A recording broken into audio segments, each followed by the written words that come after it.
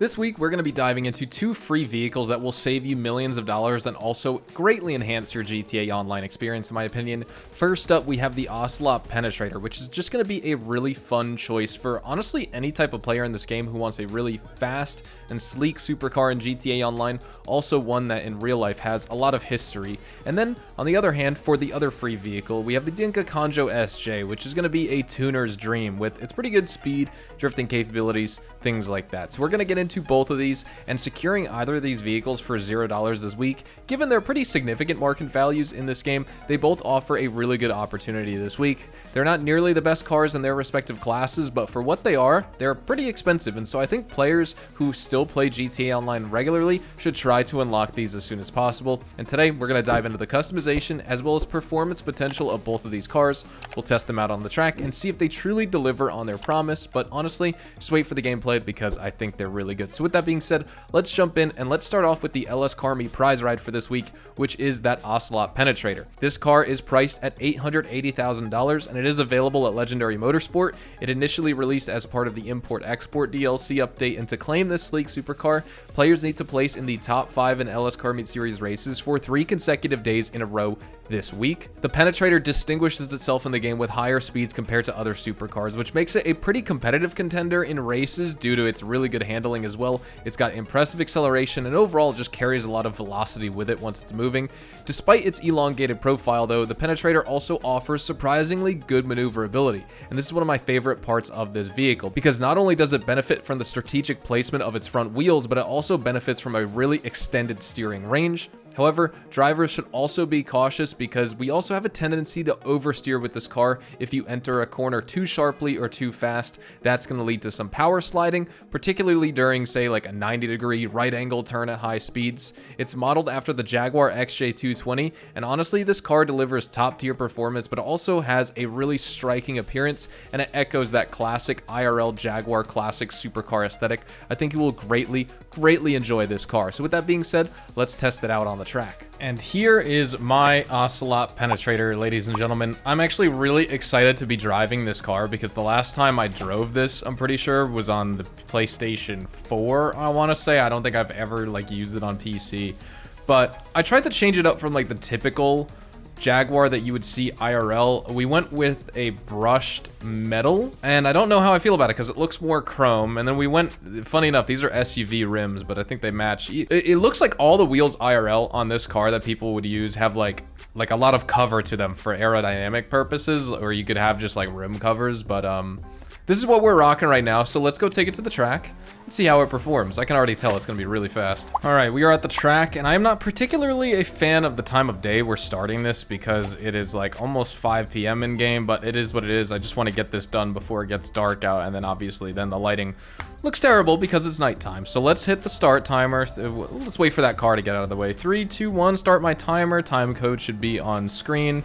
And since I am showcasing the Conjo SJ in this video as well, because that is the podium vehicle, that one is just, like I was saying, or I will say, I guess, it's going to be already gameplay that I have with face cam and stuff, but for this, since I'm encountering so many PC problems right now, I just don't have the time to really set up the webcam and everything. We're just going to have to record the gameplay. But let's talk about this Ocelot Penetrator. I must say, this thing picks up speed fast, and I know in the game it doesn't have the highest top speed, but it is what it is. It can handle these corners exceptionally well. We're not getting any wheel spin. It's got a very tight turning radius.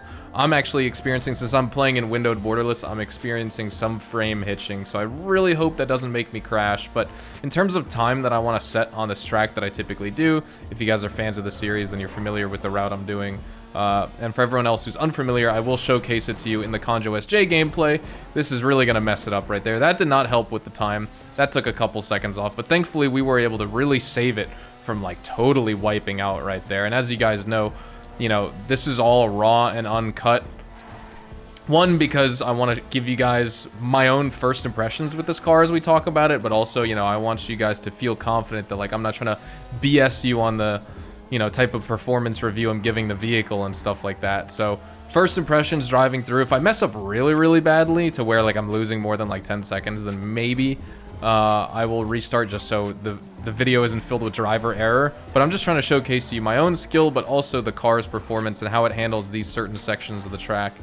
And this area is about where cars kind of get a little bit finicky, but honestly, I think we're doing exceptionally well with this Ocelot Penetrator right now. I have nothing but good things to say. I feel like maybe it just feels, I guess, almost floaty. I want to say, like, it maintains a lot of grip around corners, but if there's ever like an uphill like we're doing right now, where we're taking a turn and we're going uphill, I'm afraid that like this car is so light, it's going to lift up off the ground and I'm going to slide and go off the track. So you could just tell. I think that's the biggest thing that you should be able to take away from this car when you drive it.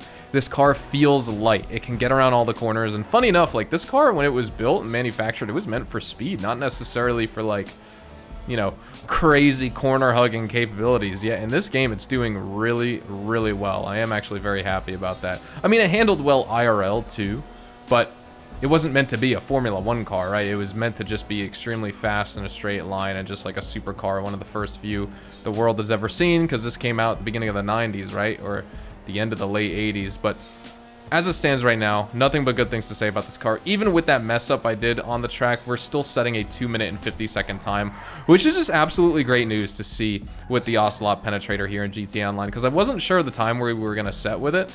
And yeah, it's been really good. Like, it's a treat. It's got great top speed, great handling, great performance, great traction, super sharp turning radius for the speed you're going. It stays planted. Just like I said, if you're going up and over a turn, then you'll notice that the rear end maybe wants to step out on you because it's just such a light car. Like, this car, when you drive it, like, you know, in other cars in this game, you can feel the weight of them. With this car, you also feel the weight or lack thereof. It's very, very light. This car feels like it's as light of a feather, or as light as a feather while you're driving. And honestly, I think that's a good thing when it comes to the performance of this specific car, if you can get used to it.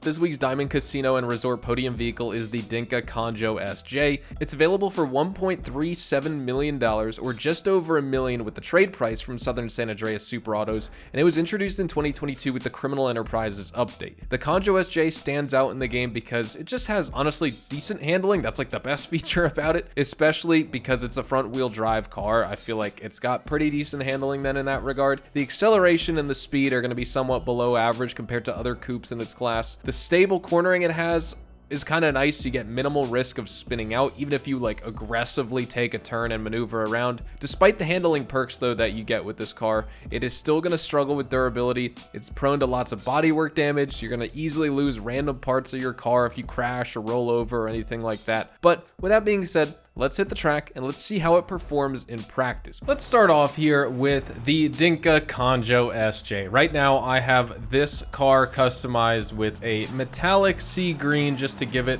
a little bit more of a tuner aesthetic. I tried to fit the theme of this type of car, and I think I put either a frost white or an ice white pearlescent. I forget which one is the option.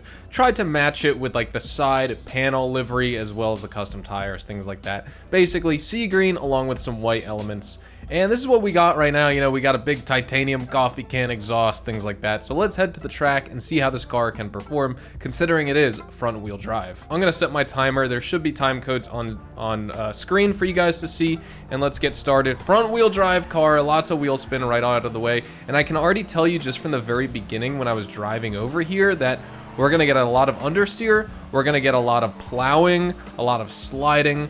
I'm not even sure of what time to kind of like guess for this just yet, because I've never taken this car on this course to test for a gameplay video like this.